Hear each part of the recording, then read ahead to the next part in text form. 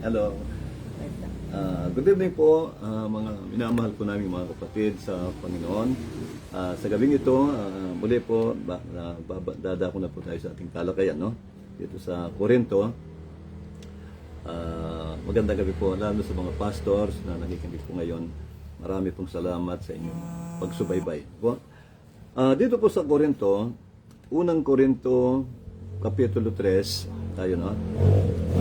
Nung araw matagal kong binabasa itong Corinto, pero minsan hindi natin masyadong napapansin yung napakalalim na mystery nito. Napakagandang aral, napakalawak po ng message dito sa unang Corinto 3. Ito ang tatalakayin po natin ngayon. Mula 3. Babasahin ko po mula 1. 1 Corinthians chapter 1 verse 3. Salamat sa Panginoon. Naalala ko po yung mga kapatid sa Mindoro. Nagtitiyapon sila ngayon. Magandang gabi po sa inyong lahat. Sir Vicky at ang inyong grupo. Itong grupo ni Sir Vicky po, nakabuo siya ng grupo na sa pamamagitan ng ating live streaming, na ilapit niya sa Panginoon yung mga kababaryo niya po roon. Ginagamit po siya ng Lord. God bless you all, mga taga Mindoro po. Pati yung mga kapatid na sa Nueva Ecija nakikinig po ngayon. Nueva Ecija, Tarlac, Pampanga, at iba pang lugar. Pati yung mga kapatid natin sa ibang bansa po, nagla-live streaming din sila sa ating live streaming. Nanonood din po sila ngayon. Kaya magandang gabi po sa inyong lahat. O kung sa ibang bansa, sa Amerika, sa Canada, mga magandang araw, no? God bless you all. Unang Corinto 3, chapter 3, beginning verse 1. Sabi rito ni Apostle Paul, "And I, brethren, could not speak unto you as unto spiritual, but as unto carnal, even as you as unto babes in Christ," or baby in Christ. "I have fed you with milk and not with meat. For hitherto you were not able to bear it, neither yet now are you able. For you are yet carnal." Hanggang ngayon, makalaman pa kayo. Carnality, makalaman pa. "For whereas there is among you envyings," meron pa sa inyong inggitan. Sabi niya, no? Meron pa sa inyong, sabi niya, no? Strife. Envyings and strife and divisions. Meron pang pagkabahabahagi. Kakaroon ng division. "Are you not carnal and walk as men?" Ito sinabi ni Paul dito, hindi ba para kayong lumalakad na parang mga tao?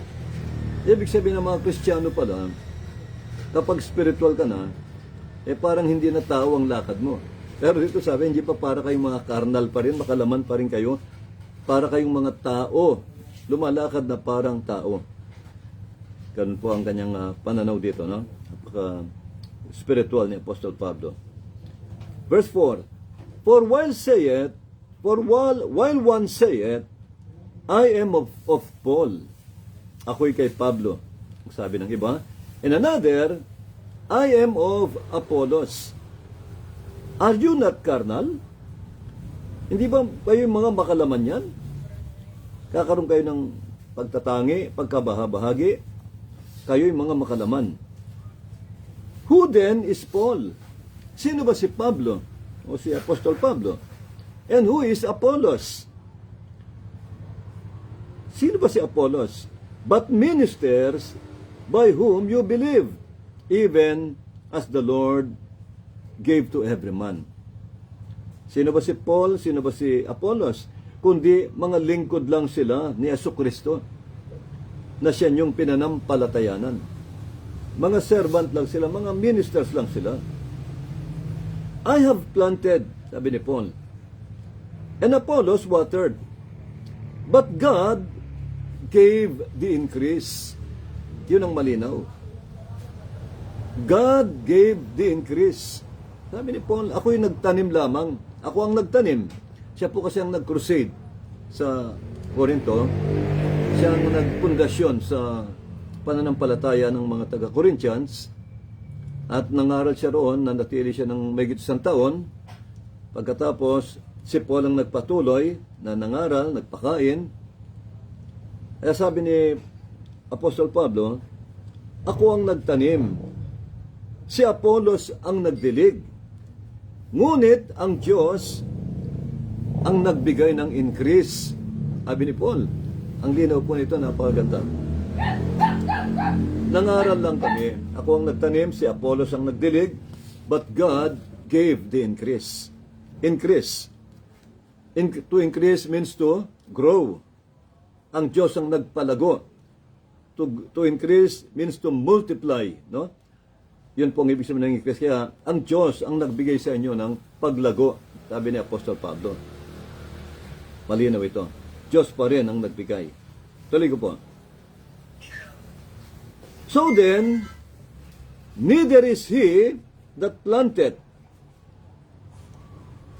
anything, neither he that watered it, but God that giveth the increase.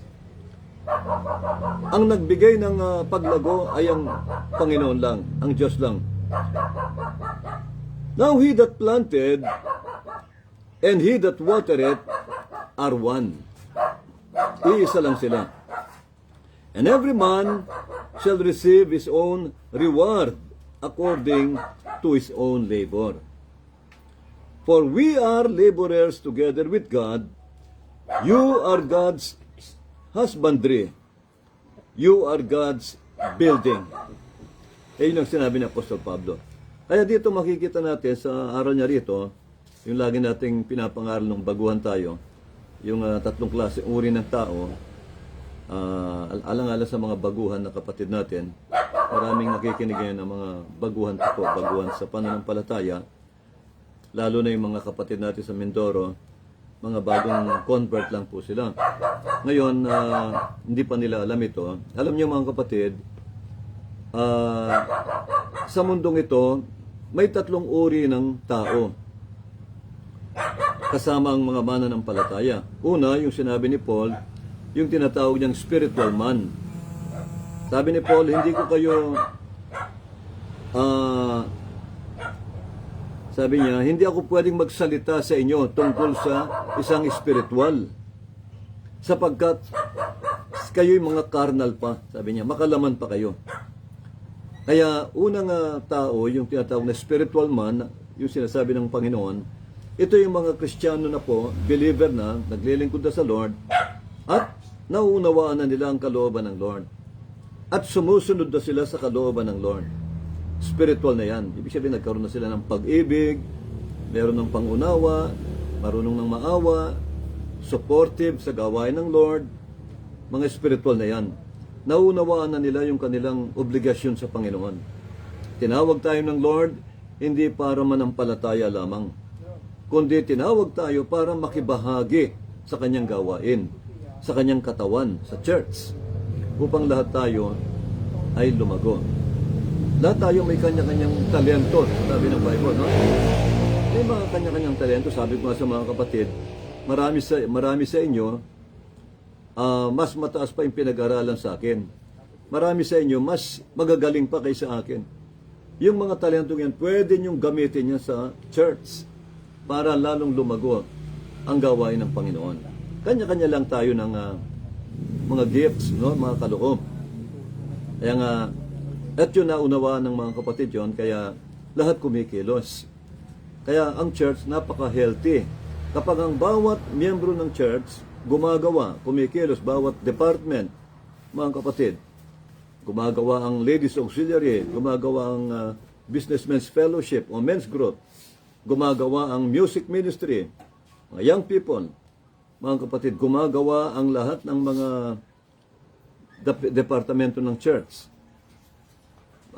facilitators, group. Nakikita nyo po talagang malakas ang church. Ang malaking trabaho lumiliit pag lahat po nagkakaisa. Napakalakas ng trabaho. Pag may krusada, napakadali, napakasimple. Kapag maraming nagtutulong-tulong, kayong mga preacher, kayong mga pastor, mangangaral na lang kayo. Ganun po sa ano. Hindi katulad nung araw, nung bago ako nangangaral, naranasan ko kasi nagkrusada ako, nag-iisa.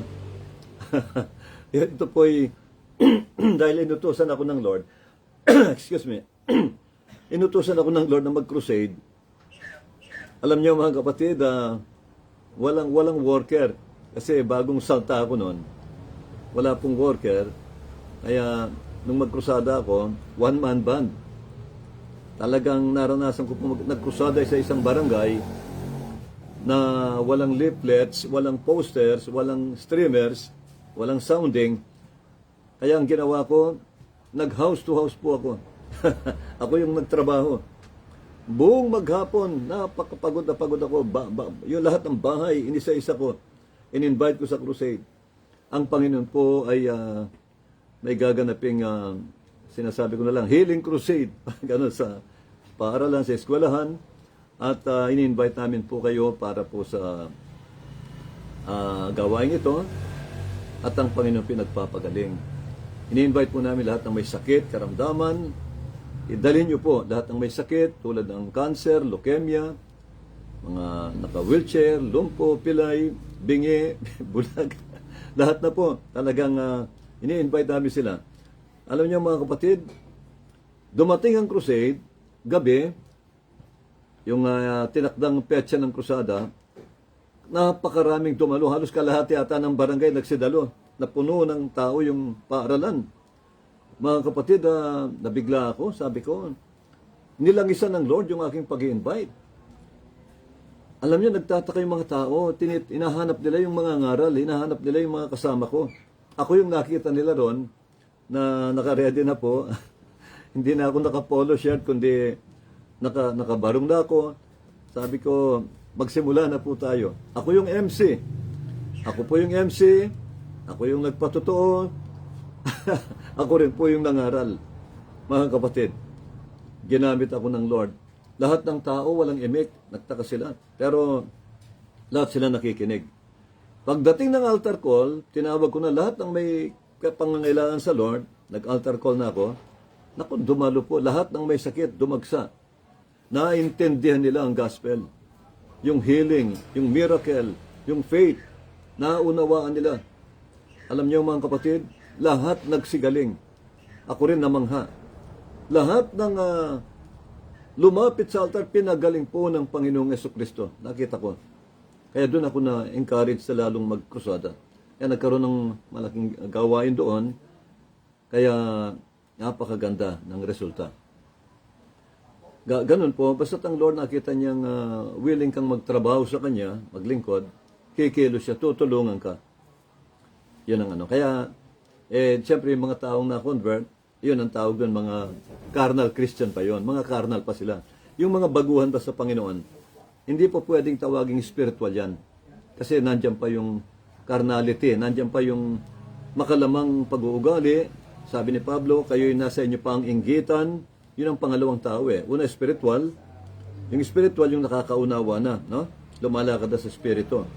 May pag-ibig, may marunong ng sumamba sa Diyos, marunong ng maglingkod sa Panginoon, magmahal sa Lord. Prayerful. Meron ng baptized na ng Holy Ghost, no? Ng Holy Spirit. Yan ang mga Kristiyanong handang-handa sa rapture o yung pagbabalik ng Panginoon, handa sila para kunin ng Lord. Pero yung pangalawang Kristiyano, yung tinatawag na pangalawang tao, yung tinatawag na carnal man, no? Carnal Christian o carnal man, yan ang mga believer na rin, Kristiyano na rin yan. Pero, ang lakad yan, meron pang sanlibutan. Marami nga, may mga carnal Christian na minsan na hindi pa maalis yung bisyo. Maraming ganyan po, nakikita ko. Pero, ako naman hindi natitisod doon. Inuunawa ko sila kasi ganun talaga. Lahat tayo nagmula ron. Kailangan natin silang unawain at tanggapin. Minensahe na ng Lord sa akin yan. Nung araw, lagi ko silang binobomba sa message, lahat ng may bisyo. Pero ang Lord nag-message sa akin. Sabi ng Lord, pag-aralan mo ang Romans 14. Sabi ng Lord sa akin. May mga sabi ng Lord, ang mahihina sa pananampalataya, tanggapin mo, sabi ng Lord, na walang pag-aalinlangan. Nasa Romans 14. Sapagkat may naniniwala na pwede kang kumain ng karne o ibang mabibigat na pagkain, mga deep things of God, mga mysteries, pang matured Christian. Pero may naniniwala naman na ang kinakain lang niya ay gulay, sabi ni Apostol Pablo. Yung kumakain ng gulay, huwag niyong hatulan ang kumakain ng karne. At yung kumakain ng karne, huwag niyo namang tinatawag yan, i-despise o maliitin yung kumakain ng gulay. Sapagat lahat sila ay tinanggap ng Panginoon. Kaya ang kailangan lang doon, pagtiyagaan. Hanggang isang araw, magiging spiritual din yan. Ganun po ako sa church. Sino bang hindi nagsimula sa mga bisyo? Lahat tayo nagmula sa bisyo, no? Ay mga kapatid, dati puro bisyo, hanggang sa unti-unti, habang dumadami ang kaalaman nila sa salita ng Diyos, na inaalis ng Lord yung kanilang mga kahinaan. Tutulungan sila ng Lord. Ganun po ang kalooban ng Lord. Hindi naman pwedeng biglain minsan, no? Kaya, sabi ko, okay lang sa akin, sabi ko, huwag kayong mag-alala, naunawaan ko kayo. Sa patuloy lang kayong makinig salita ng Lord. Hanggang sa nabaptize sila ng Holy Spirit, ayun, nagawa na nila na sundin ang kalooban ng Lord. Nagiging spiritual na rin sila. Yun. Pangatlo, yung sinabi ni Pablo, yung tinatawag niyang natural man. Sa Korinto, sabi ng Bible, yung pangatlong tao, tinatawag na natural man. Sabi ni Pablo, ang mga natural man, hindi sila pwedeng makatanggap ng mga bagay na espiritual, sapagat ito'y kamangmangan sa kanila. Ibig sabihin, yung mga pangkaraniwang tao po na walang Holy Spirit, sabihin natin hindi chosen ng Panginoon at walang Espiritu ng Diyos, hindi nila mauunawaan ito. Kaya hindi sila magtatagal ng pakikinig sa salita ng Diyos. Wala silang mararamdaman na para bang napakasarap pakinggan ng Word of God, hindi nila mararamdaman yon. Ang makakadama lang yan, yung may mga Holy Spirit. Amen. Kaya mga kapatid, yun ang tatlong tao. Spiritual man, yun ang mga perfect na pwede nang ma-rapture yan. Handa na sa pagbabalik ng Lord yan. Spiritual na talaga. Nandiyan na yung pag-ibig, puno na ng pag-ibig, wala nang inggit, hindi na makasarili.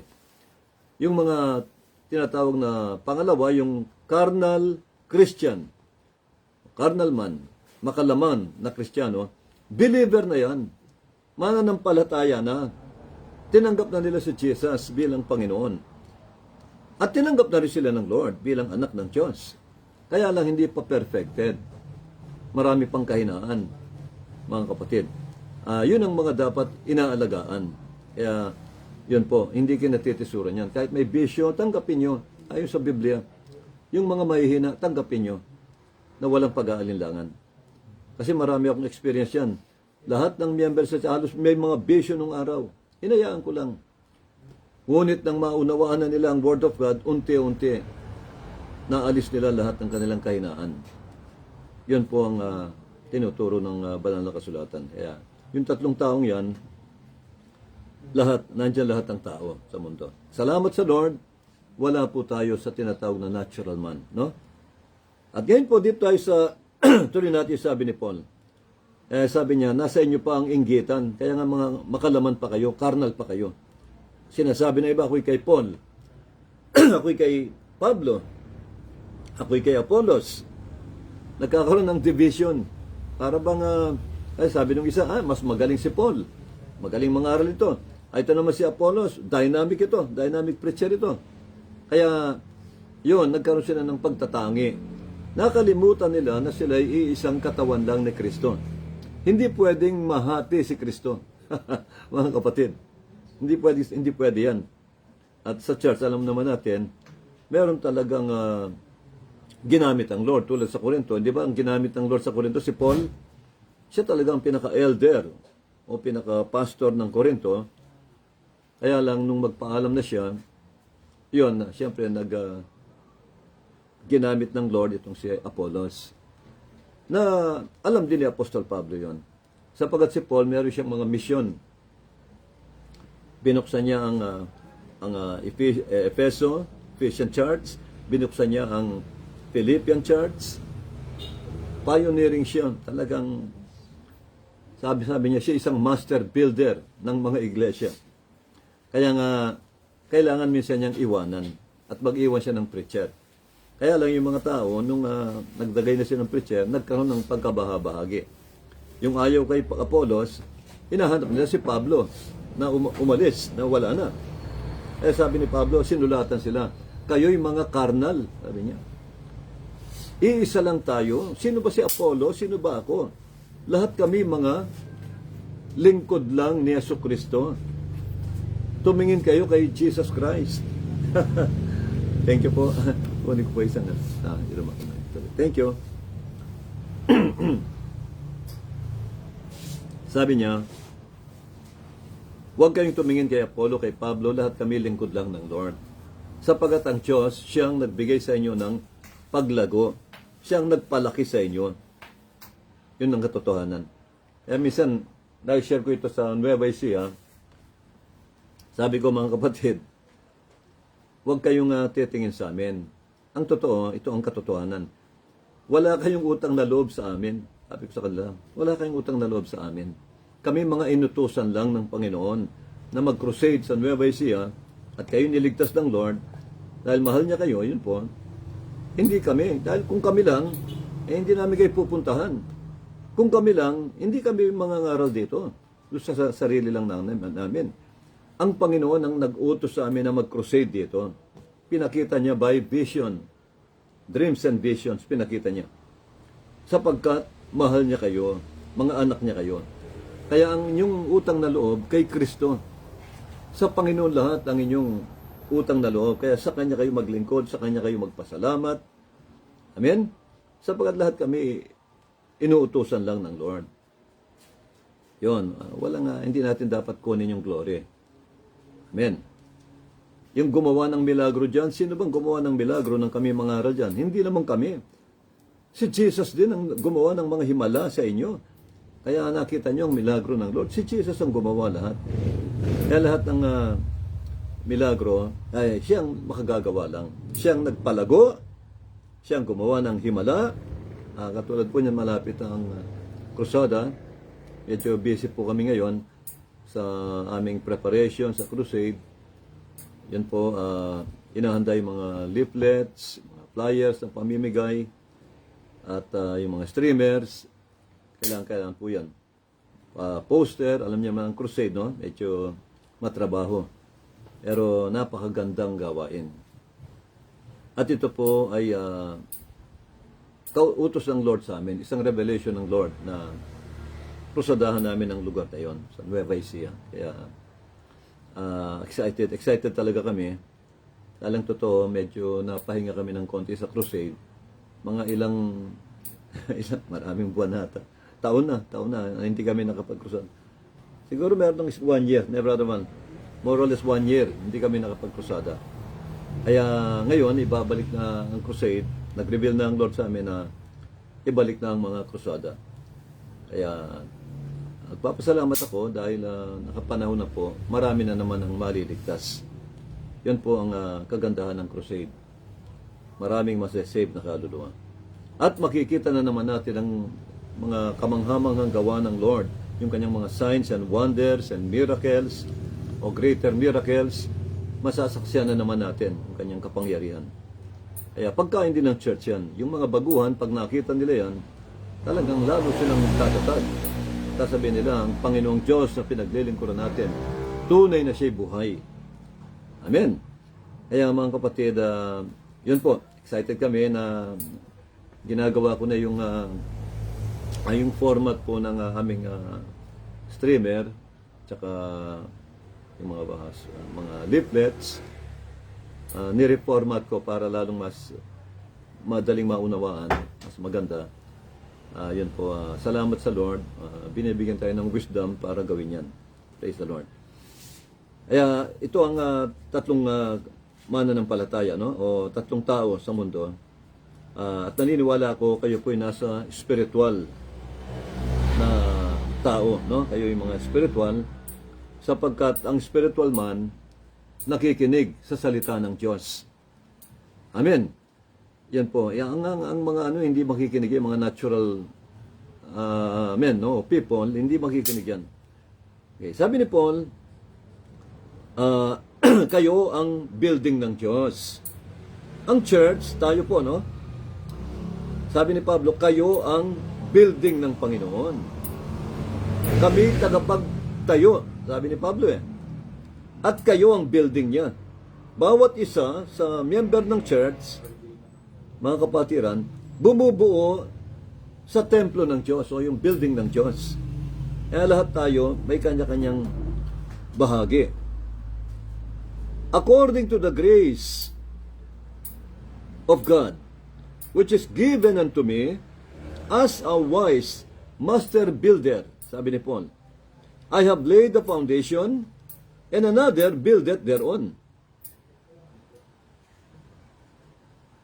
Malinaw itong sinabi ni Paul. Sabi niya, ayon sa biyaya ng Diyos na binigay niya sa akin. Kasi lahat yung grace, lahat ng Lord Lahat ng kakayahan natin, mga talento natin, biyaya lang ng Lord yan, no? Hindi atin yan. Binigay lang ng Lord. Mga kaloob niya sa atin yan. Bilang isang master builder, magaling siyang tagapagpatayo tagapundasyon ng mga iglesia Si Paul mga church planter ito At hindi lang talaga tumatatag. Lahat ng tinayo niya, ni-establish ng Panginoon. Kaya nga, napaka-great man of God ni St. Paul. I have laid the foundation, sabi ni Paul. Bilang master builder, itinayo ko ang pundasyon. Sino ang pundasyon? Di ba si Jesus Christ? Siya ang pundasyon, no? Ang salita ng Diyos. Tinayo ko ang pundasyon, and another buildeth thereon. Pagkatapos ng itayo, may dumating si Apollo, siya naman ay nagtayo rin doon. Kumbaga, pinagpatuloy niya yung building, yung pagtatayo. Sabi niya, no? But let every man, sabi ni Paul, take heed how he buildeth thereupon. Ito po ang sinabi ni Pablo. Isang babala ito na minsan hindi natin pinapansin. Sabi ni Pablo, take heed. Yun, maliwanag ito Mag-ingat ang nagtatayo, sabi ni Pablo. Pero minsan hindi natin napapansin ito, mga kapatid. Ang lino ng sinabi ni Paul. Take heed how he buildeth thereupon. Baka naman yung naipundasyon niya na si Jesus o ang salita ng Lord sa mga Corinthians, pagdating ni Apollo, iba naman yung pinangaral niya. Taliwas naman sa sinasabi ng Bible. Yun ang delikado. Sabi ni Apostol Pablo, mag-ingat kayo, sabi niya, sa inyong pagtatayo ng church. For other foundation can no man lay than that is laid. Sapagkat walang dapat itayo, kundi yung naitayo na, yung naipundasyon na. Sino? Which is, or who is, Jesus Christ. Ang linaw, which is Jesus Christ. Walang iba kundi si Yesu Kristo. Yung naitayo na, naipundasyon na. Kaya mag-ingat daw yung mga nagtatayo. Baka naman ang inaral natin ang kaligtasan through faith in Jesus. Tapos yung nagpatuloy bumalik sa batas. Bumalik sa Old Testament law. Delikado yon. Sabi niya, mag-ingat yung nagtatayo. Sapagkat walang dapat maitayo, kundi yung naitayo na sa makatwid bagay si Yesu Kristo. Ngayon mga kapatid, ito ang sinabi ni Paul. Kaya, itong revelation ng Lord sa akin, nang nagtatayo kami nung pinupundasyon pa ang church, siyempre wala pang pangalan, no? Hindi pa natin ilagay yung pangalan, kasi iba-iba ang fellowship Merong fellowship na ilalagay nila, JIL, o Jesus is Lord Fellowship, Baptist Church, Methodist Church, Presbyterian Church, Episcopalian Church, iba't ibang churches, no? Mga kapatid, ito, karagdagan lang pong kaalaman ito, no? Na nireveal ng Lord sa akin. Sabi ng Lord, mag-ingat tayo sa pagtatayo. sapagkat walang dapat itayo, kundi yung naitayo na, si Yesu Kristo. Kailangan, pag nagtayo ka ng church, sabi ng Lord, ang nakalagay doon si Jesus Christ. Nandun si Jesus Christ. Halimbawa, the Church of Jesus Christ or the Jesus Christ Church. Hindi dahil ito po ang pangalan ng church, hindi po, kasi nireveal sa akin ng Lord ito. Nung pinaparehistro ko pa ang church, ayaw tanggapin sa sect. Ayaw tanggapin yung pinaparehistro namin. Kasi dadaan ka sa maraming 5 abogado o hanggang 7. Bawat ipapa-correct mo, ipapa-approve mo itong pangalan ng church na nire-rehistro mo sa SEC, no? Sa Securities and Exchange Commissions, ni-recheck ng 3 unang pinuntahan ko, recheck. Sabi ko sa Lord, dahil nakita ko sa vision, pinakita ng Lord sa akin sa pangitain yan, sa vision ko, na ito ang pangalang i-rehistro ko. Alam niyo mga kapatid, the Jesus Christ Church ang nakita ko sa vision. Maya-maya, ni-recheck doon, hindi po pinaproban, hindi pwede ito. Ang ginawa ko, pinaisip ng Lord, dumiretso ako sa director mismo. Pagdating sa director, opisina ng director, hindi pwedeng pumasok pala yung mga outsider doon. Napakahigpit. May mga gwardiya. Ay, bawal po rito ang ano. O sige, kayo na lang magdala, sabi ko. Paki-approve nyo na lang sa director itong anong ito. Pagkatapos doon sa labas, tinaas ko yung kamay ko sa Lord. Nananalangin ako, sabi ko, Lord, maraming taong nakakakita ko, tinaas ko yung kamay ko, nagpipray ako, Lord, na approve ng director ang aking application. Alam niyo mga kapatid, paglabas ng gwardiya, nasyak ako, nakapirma yung director. Mga kapatid, doon sa... Kaya nga, pagbalik ko sa mga abogado, may proseso yan eh. Nasyak sila. Sabi niya, hindi na pala dapat ito, na-approve na pala ni Sir. Ayun, ang nangyari po, na-rehistro ko, kaya tungto ako.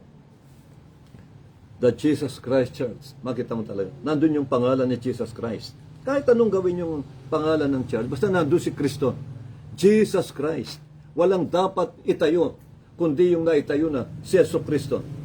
May nagtayo sabi ko, may tinanong ako, ito po, may mga kaibigan akong Baptist, kasi galing ako riyan sa Southern Baptist, the largest congregation in the world, under Billy Graham. Nakalagay doon, the Baptist Church sa aming nung nandun pa ako, kasama pa nila ako. Pero nang ipaunawa ng Lord sa akin, kailangan pala si Jesus Christ ang nandun. Tinanong ko yung pastor, yung preacher, saan ba nagmula po ang salitang Baptist? Bakit nilalagay niyo Baptist Church? Kasi ang Baptist, nagmula yan kay John the Baptist. Dahil si John the Baptist ay baptizer, sabi niya, kaya kami rin nagbabaptize, kaya tinawag naming Baptist Church. Pero kung unawain yung mabuti, tumataliwas dito sa sinabi ng Bible. Walang dapat itayo kundi na itayo na si Yesu Kristo. Si John the Baptist, walang church. Wala po siyang church. Siya'y miyembro lang ng church. Ang nagtayo ng church, mababasa nyo sa Matthew 16:18, ano sabi ni Jesus Christ? Peter, upon this rock, I'm going to build my church. Sinong nagsabi? Si Jesus Christ. Pedro, sa ibabaw ng batong ito, itatayo ko ang aking iglesia. Kanino iglesia? Kay Yesu Kristo. Kay Jesus Christ. Kaya nga sabi ni Paul, walang dapat itayo kundi yung naitayo na si Yesu Kristo. Kailangan kumpleto. Kasi may nagtayo. May naglagay ng Jesus Church. Sabi ko, kulang yan kung Jesus Church lang. O Church of Jesus. Marami kasing Jesus. Sa Bible, sa Korinto, merong another Jesus. Merong ibang Jesus. Kahit sa panahon natin ngayon, maraming Jesus. Merong Jesus magtoto. Merong Jesus sa aming lugar, nagtatricycle, ang pangalan niya, Jesus Manarang. Kung pwedeng sabing iglesia ni Apong Jesus Manarang yan, mga kapatid, kailangan kumpleto, sabi ni Paul, which is Jesus Christ. kumbaga sa pangalan may apelyido. Ito, napaka ano ito, no? Pero kailangan kumpleto, mga kapatid. Kaya nga si Pab, tignan mo si Peter, nang rebuke niya yung evil spirit sa lumpo, nang pagalingin ni Peter yung lumpo, kinumadya yung pagkalumpo na lumaya sa isang lumpo. Anong sabi niya? Silver and gold have I none, sabi ni Peter. But such as I have, sabi niya, give I thee, give I you. In the name of Jesus Christ, kompleto, in the name of Jesus Christ of Nazareth, rise up, sabi niya, and walk. Ang linaw po ng sinabi niya. Kaya, mga kapatid, yung iba naman gumagamit Christ lang. Halimbawa, yung iba naglalagay ng halimbawa, Church of Christ. Dapat natin malaman, sa Bible, may dalawang klaseng Kristo. May bulaang Kristo, may false Christ, meron talagang Jesus Christ. At meron pang Kristo sa sabong. Alam mo yung mga nagsumisintensya sa mga manok, tinatawag po silang mga Kristo. Mga nilalapastangan nilang Panginoong Jesucristo eh. Tipin mo, silang nagsisintensya o namamagitan sa mga manok. Tinatawag silang mga Kristo raw. Kaya pag sinabi mong Iglesia ni Kristo, parang kulang. Kailangan nandun yung Jesus. Walang dapat itayo. Sabi ni Paul, as a wise master builder, sabi niya, yun, ano paalala niya yan? Walang dapat itayo, kundi yung naitayo na, si Jesucristo. Hindi naman po ako against sa mga tinayo nila, no? Kumbaga, sinishare ko lang po yung revelation ng Lord sa akin. Baka sakaling kahit pa paano makapulot tayo ng idea, no? Ng aral, no? At maluwalhati natin ang Panginoon. Mailagay natin yung pangalan ng Lord sa taas. Ang gandang din, pag nakikita yung pangalan ni Lord nasa taas, nag-glorify ang Panginoong Diyos. Nasa Bible naman eh. Sabi ni Jesus, if I be lifted up from the earth, sabi niya, I will draw all men unto me. Sabi ni Paul, sabi ni Jesus, sabi ng Panginoong Jesucristo, kung ako'y may tataas nyo sa mundong ito, itaas ang kanyang pangalan. Sabi niya, ilalapit ko ang mga tao sa akin. Ililigtas ko ang mga tao, sabi ng Lord. Kaya ako pag nag-crusade, pinakamalaking pangalan nakalagay yung pangalan ni Jesucristo. Nakalagay doon, Jesus Christ. Pinakamalaki yun. Sabi nga ng mga pastor na kaibigan ko, kasi may mga kagrupo akong pastor dito po sa amin, more or less mga 50 pastor ang nasa asosasyon, no? Organization. Lahat sila, dahil minsan dumadalo sila sa krusada namin,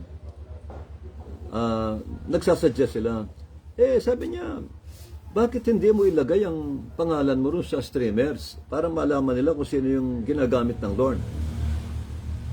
Sabi ko, maraming nagsabi sa akin yan. Sabi ko, Pastor, hindi mahalaga ang pangalan natin. Ang gusto kong ipakilala sa kanila, si Jesus Christ lang. Tulad ng sinabi ni Paul, nang ako'y pumaryan sa inyo, sabi niya sa Corinto, wala akong pinakilala sa inyo, kundi si Jesucristo lang, at siya'y napako sa krus. Sabi niya. Kaya nga, grabing milagro, grabing himala ang ginawa ng Lord. Katulad ng ginagawa niya sa church, tuwing magkukusada kami, laging may greater miracles. Yung mga milagrong ginawa ni Jesus, nakikita po namin. Kaya nga ngayon, ito lang ang sinabi ni Paul, bilang ano lang ito, parang, kumbaga, parang dagdag kaalaman lang ito. May nagtaas, Presbyterian Church. Meron bang church ang Presbyterian? Methodist Church. Meron bang church ang Methodist? Parang methodical, gano'n, no? Meron silang iba-ibang method sa ministry, sa pangaral. Pero dapat, hindi ibigay sa method yung glory. Iisa lang ang may church. Sabi ni Jesus, Peter, upon this rock, I'm going to build my church. Sa kanya ang church, siya ang head, siya ang ulo, siya ang nagtayo, siya ang pundasyon. Kaya i-glorify natin siya. Yan ang sabihin natin. Minsan may nagtanong sa Manila, mga kaibigan kong pastor, Pastor, kumusta ang church mo? alam mo na ako, ayaw ko silang i-embarrass, pero nahihiya ako sa Panginoon kung hindi ko sasabihin yung totoo. Binulungan ko na lang, Pastor, wala po akong church. Sabi ko, wala po akong church. Ako po'y ginagamit lang ng Lord sa kanyang church. Ang may church si Jesus. Sabihin, baka ang ibig nyo sabihin, kumusta ang church ng Panginoon? Yun nga, Pastor, ang tinatanong ko. Yun ang tamang tanong. Pero yung unang tanong niya, Pastor, kumusta yung church mo? Mag-iingat po tayo, mga pastors. Mag-iingat po tayo, mga ministers. Huwag nating angkinin yung glory ni Jesus. Pag sinabi mo, ay, yung church ko, ay, lumalago. Pinagpapala ng Diyos yung church ko. Pride na po yun. Doon bumagsak si Satan. Lagi natin sabihin, ako po'y manggagawa lang ni Lord. Ako po'y katiwala lang na pinagkatiwalaan at nagtatrabaho sa kanyang iglesia. Yun po, yun ang katotohanan. Kaya nga ang pangalan, The Church of Jesus Christ. Sa kanya yun eh. Kaya nga mga kapatid, yun po ang, doon maluluwalhati ang Lord. Ayos sa salita ng Lord po. Pero yung mga gumamit ng mga iba-ibang pangalan ng kanilang organization, alam niyo mga kapatid, iba-ibang churches nila, ako naman po ay naunawaan ko sila ron. Pero kung titingnan natin ang banal na kasulatan, kung gusto nyo maluwalhati ang Lord, ilagay nyo yung pangalan ni Jesus. Yun ang itaas nyo. Sana po walang natisod sa mensaheng ito. Naunawaan ko po yung mga ano nila, no? May kanya-kanya kasing, alam nyo na, reasoning o mga dahilan yung iba. Pero gusto ko lang i-share sinabi ni Paul, as a wise master builder, I have laid the foundation, sabi ni Paul, and another buildeth thereupon. But take heed, sabi ni Paul, ngunit mag-ingat ang nagtatayo. Take heed how he buildeth thereupon. For other foundation can no man lay than that is laid, who is Jesus Christ. Ang linaw po nun.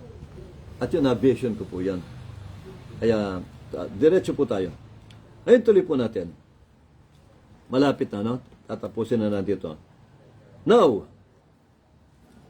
if any man built upon this foundation, gold, silver, precious stones, wood, hay, stubble. Iba-iba ang pundasyon eh. Merong ginto, merong dayami lang, dayami na madaling masunog, merong kahoy, merong bato, iba-ibang pundasyon ang ginamit. Every man's work shall be made manifest. Lahat daw ng gawa ng tao,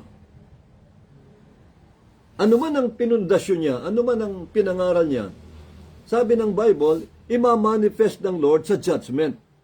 Sabi niyo, for that day shall declare it, because it shall be revealed by fire. It shall be revealed by fire, and the fire shall try every man's work of what sort it is. Sabi ni Lord, sa judgment day, ihahayag ng apoy ang bawat gawa ng mga Kristiyano, mga pastors, ministers, mga ngaral, believers, mga kapatiran. Lahat daw ng gawa natin, pagdating ng judgment, ihaharap niya, idadaan niya sa apoy yan. Idadaan niya yan. At sabi rito, may mga gawa ang tao na masusunog lang. May mga gawa naman na itinayo niya sa ginto, ang ginamit niyang pundasyon ay ginto, kaya nang dumaan sa apoy, hindi nasunog, lalong kuminang. Kaya ang ganda po nito. Pakinggan natin. Ito ang gagawin ng Lord sa judgment. Tandaan niyo po, sinabi ni Apostol Pedro, hindi ba niyo alam na ang judgment ay magsisimula sa iglesia ng Diyos na buhay? Magsisimula raw ang judgment sa iglesia.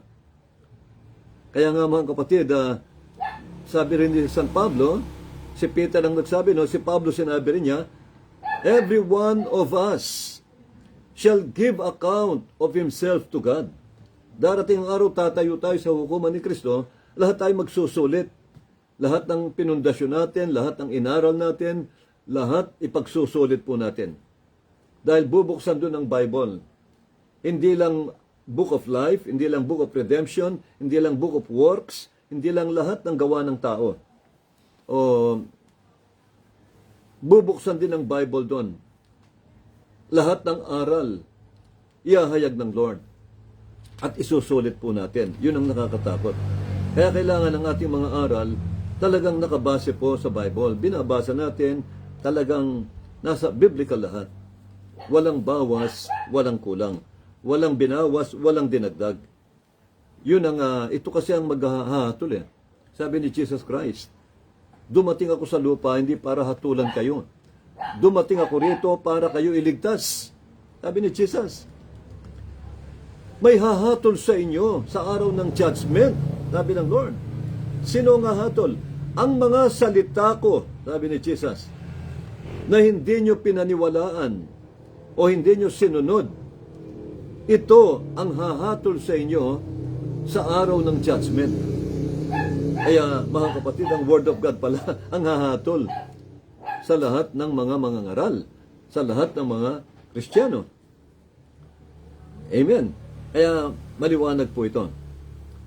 Sabi rito, idadaan niya sa apoy lahat ng gawa ng tao. If any man's work abide, ano ba yung ginawa ng tao na pundasyon sa ginto at hindi nasunog, nanatili, lalong kuminang. Anong sabi ng Biblia? If any man's work abide, which he has built thereupon, he shall receive a reward. May reward siya. Kapag ang gawa mo raw, nang ikaw ay naglilingkod sa Lord, nanatili, nakapasa sa judgment, nakapasa, meron kang reward, sabi ng Lord. Meron kang gantimpala. Hindi lang kaligtasan, kundi meron kang gantimpala na hinanda ang Lord sa iyo. Ngunit, if any man's work shall be burned, ngunit pag ang gawa ng tao o ng isang pastor ay nasunog nung idaan sa judgment, sabi rito, he shall suffer loss. Mawawalan siya. Pag nasunog ang gawa mo, hindi nakapasa ron, yung palang pinundasyon mo pundasyon lang ng tao, o hindi biblical, sabi ng Lord, masusunog yan. Sabi niya, masusunog lang, at mawawalan ka ng gantimpala. Sabi rito. But, sabi niya, ano sabi rito? He himself shall be saved. Ngunit, maliligtas siya. Ang Kristiyano maliligtas. Kaya lang nawalan siya ng gantimpala. Pero naligtas siya, yet, so as by fire. Ngunit, dadaan siya sa apoy. Ligtas nga, pero anong apoy yan? Pagsubok. Mga kapatid, maraming Kristiyano, kaya maraming Kristiyano dumadanas ng iba't ibang pagsubok eh. Mga kapatid, di ba mga kapatid? Makikita natin sa lahat ng kapatiran, makikita natin pinagpapala ang Lord. Meron namang nakapagtataka, merong mga Kristiyano na, bakit hindi mawala ang pagsubok? Bakit hindi mawala yung mga iba't ibang pagsubok sa buhay, no? There's something wrong. Maari pong meron siyang bagay na hindi nasusunod sa salita ng Diyos. Maaring meron siyang, may aral ang Lord na sinishare sa na hindi niya masunod. Lumalakad siya doon sa sarili niyang pangunawa, sa sarili niyang desisyon bilang tao. Lumalakad siya, kaya mga kapatid, ganun po. Kaya yung mga pagsubok, minsan dumarating. Kaya, mahalaga po na talagang ang lahat ng paglilingkod natin ay nakapundasyon sa ginto. Ano ba ang ginto? Di ba ang Word of God? Ito ang gintong tinutukoy ng Lord, ang salita ng Diyos. Minsan isang araw, nagtatayo kami nung nagpupundasyon kami ng poste ng simbahan, pinakita ng Lord sa isang supervisor, sabi niya, nanaginip ako, sabi niya, nakita ko si pastor, nagtatanim ng Word of God, doon sa mga poste, na kasi nagtatanim ako ng mga Word of God na nilagay ko sa bote, nilagyan ko ng langis, para hindi malusaw, binabaon ko talaga sa mga pundasyon ng bahay. Para anumang dumating na sakuna, lindol, o anumang kalamidad, hindi po guguho, hindi magkakrak. Iingatan ng Lord. Ginagawa ko talaga yan. Pinakita ng Lord, pati sa kapilya, pinakita ng Lord, nagtatanim ako ng mga Word of God, bawat poste. Hindi ko pa nasunod, sabi ko, gagawin ko yan. Pero, hihintayin ko munang, siguro, dahil ginagawa pa, sa totoo, parang, hindi ko pa magawa talaga.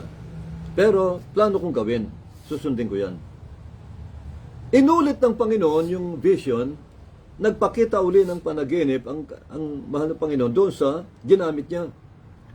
Nakita ko si pastor, bawat poste ng simbahan, tinatamnan niya ng ginto. Ginto, mga gold bar, tinatanim ko sa bawat poste. Ibig sabihin, mga kapatid, ang salita po ng Diyos, ito'y ginto, sabi ng Bible, sabi ng Revelation ng Lord. Talagang gold ito, sabi nga ni Haring David, ni David, higit pa sa ginto. Ang salita mo, Diyos, higit pa sa ginto at pilak. Di ba? Sweeter than honey. Amen. Kaya nga, higit pa sa ginto, higit pa sa diamond, higit pa sa anumang alahas. Ito ang tunay na kayamanan natin, itong Word of God. Ito ang tunay na walang katumbas na treasure para sa atin. Kaya yun ang sabi ng Lord. Kailangan ng gawa raw ng Kristiyano nakapundasyon sa salita ng Diyos, sa ginto. Dahil ito lang ang mananatili magpakailanman. Di ba sinabi ni St. John yan? Sabi ni John, love not the world, neither the things that are in this world. Sapagat lahat ng yan, sabi niya, pride of life, lust of the eyes, sabi niya, ay makasanlibutan, sabi niya, is of the world. At alam natin ang sanlibutan, dito sa lupa, sabi niya, masusunog lang yan. Lilipas lahat yan. Susunugin ng Lord. Ngunit ang salita ng Diyos ay mananatili magpakailanman. Itong Word of God ang papasa sa judgment. Kapag ang gawa natin, ang inaral natin, ang doktrina natin, ang paglilingkod natin, nakabase lahat sa Word of God, pasado yan sa judgment. Hindi masusunog yan. Papasa po yan. At may reward yan, sabi ng Bible. Kaya pag nag-invest kayo, mag-invest kayo kung ano ang tinuturo ng Bible, kung ano ang tinuturo ng banal na kasulatan. Kanina, ito ang aking topic kanina, pero ang aking tema ron choosing a good ground to sow your seed. Ito rin, napakalawak nitong aral na ito. Marami kang magagawang aral. Kaya nga, pag gumawa kayo, nag-invest kayo sa Lord, kailangan nakabase sa Bible. Kailangan nasa Biblia. Kapag nasa Bible, hindi po kayo talo. Panalo ka sigurado. Dahil babalik sa iyo yan na siksik-liglig. At ang Diyos ang gaganti. Gagantimpala. Mga kapatid, kailangan nasa Bible talaga lahat ng ating pananampalataya, nakabase sa Biblia. Amen? Ang ating salvation, pananampalataya kay Jesucristo, doon tayo na justified. Doon tayo na sanctified ng Panginoon. Doon tayo naligtas. Kaya, nang i-confess natin siya sa ating mga bibig, sabi ng Bible. Kaya, purihin po ang Panginoon. Nawa po kahit papano nagkaroon tayo ng aral dito sa Corinto. Kasi itong aral na ito, bihirang ipangaral ito ng mga preacher. Pero mahalagang, kailangan po, himayin natin yung mga nakatagong mystery sa bawat salita ng Lord. Lahat pala tayo haharap sa judgment. Kaya kailangan po, siguruhin nating lahat ng ating pinapakain sa mga tupa ng Diyos ay purong salita ng Diyos, yung tinatawag na pure gospel o true gospel or unpolluted gospel of God. Ito ang gusto ng Lord. Dito lalakas ang church, dito magkakaroon ng unity ang church, dito magiging powerful ang church ng Panginoong Jesucristo. Sapagat siya ang ulo, ang church ang katawan, tayo ang katawan, kaya magiging healthy church ang isang iglesia ng Lord kapag Word of God ang pundasyon. Ginto. Purihin po ang Panginoon. Maraming salamat po at magandang gabi sa inyong lahat, mga kapatid. Kita-kita po tayo muli sa susunod na linggo sa ating live streaming. At ipanalangin natin, mga kapatid, itong nalalapit na krusada. Excited nga po ako sa crusade na ito. Kaya lang marami pang trabaho. Nagsisimula pa lang kami. Ipanalangin natin ang crusade. No po? At ito po, isa pa itong tagumpay ng crusade. Yung mga kaluluwang chosen ng Lord na ilapit lahat ng Lord. I-draw ng Lord para maligtas. Sa atin, prayer and fasting lang. Ang fasting po, na i-declare ko na kanina, mula bukas, magsisimula na po ang general fasting, prayer and fasting sa church para sa krusada ng Panginoon sa Nueva Ecija. Kaya kailangan po ito. Dahil ang krusadang ito ay greater miracle crusade. Healing crusade. Hindi pwedeng walang pag-aayuno, mga kapatid. Dahil ang haharapin mo roon, puro demonyo, puro mga evil spirits ng sakit, evil spirits ng bisyo, evil spirits ng drug addiction, problema, iba't ibang problema, mga gawa ng demonyo yan. Kailangan pag humarap tayo roon, tayo po'y talagang matatag, malakas, po. Kaya kailangan talagang prayer and fasting. Lahat ng crusade, kailangan yan. Hindi pwedeng mag-crusade nang walang fasting. Kailangan po yan kasi aharapin natin ang stronghold ni Satan, yung kuta ng Diablo mismo. Lulusobin natin yung stronghold ni Satan.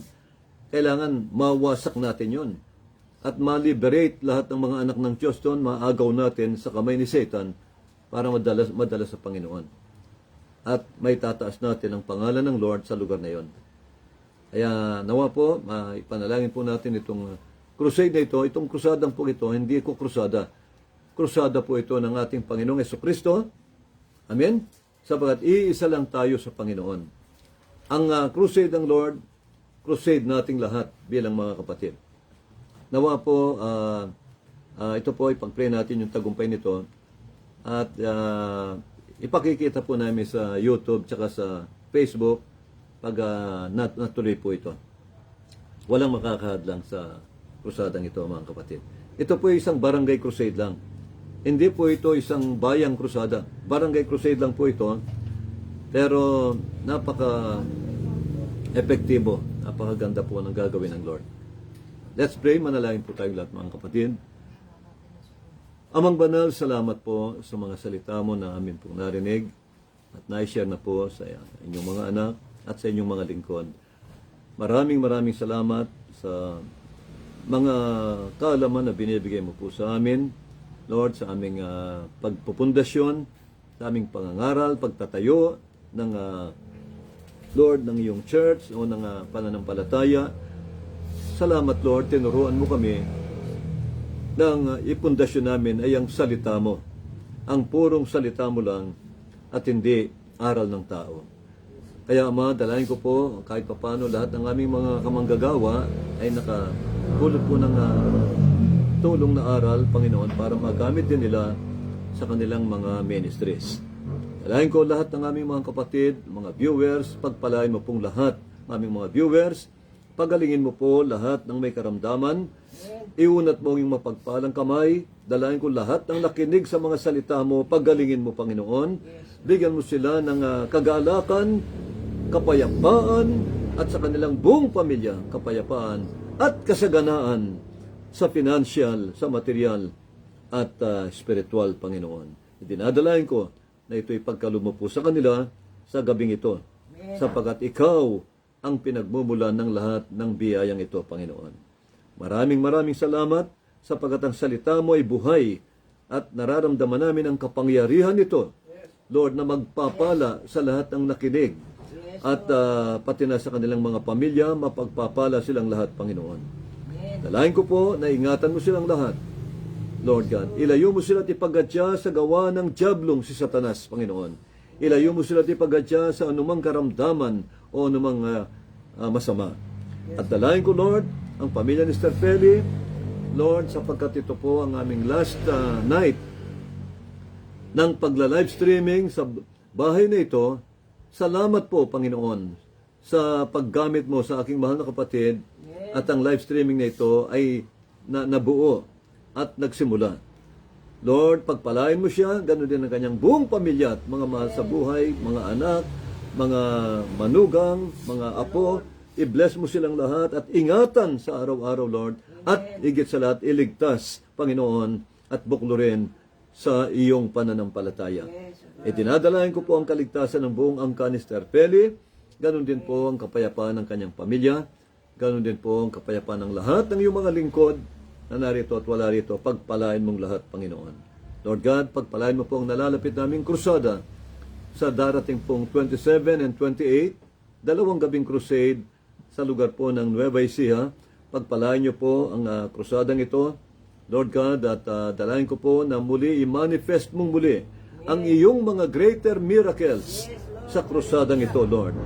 Ipakita mo ang mga greater miracles, Lord, upang may-upload po namin sa aming live streaming sa Facebook at YouTube, at maging pagpapala ito sa lahat ng kapatiran naming nakikinig sa iyong mga salita, upang mapatunayan nilang lahat na ikaw, Panginoon, ay buhay at Diyos na nagpapalaya, nagpapagaling at nagpapala sa lahat ng lumalapit sa iyo.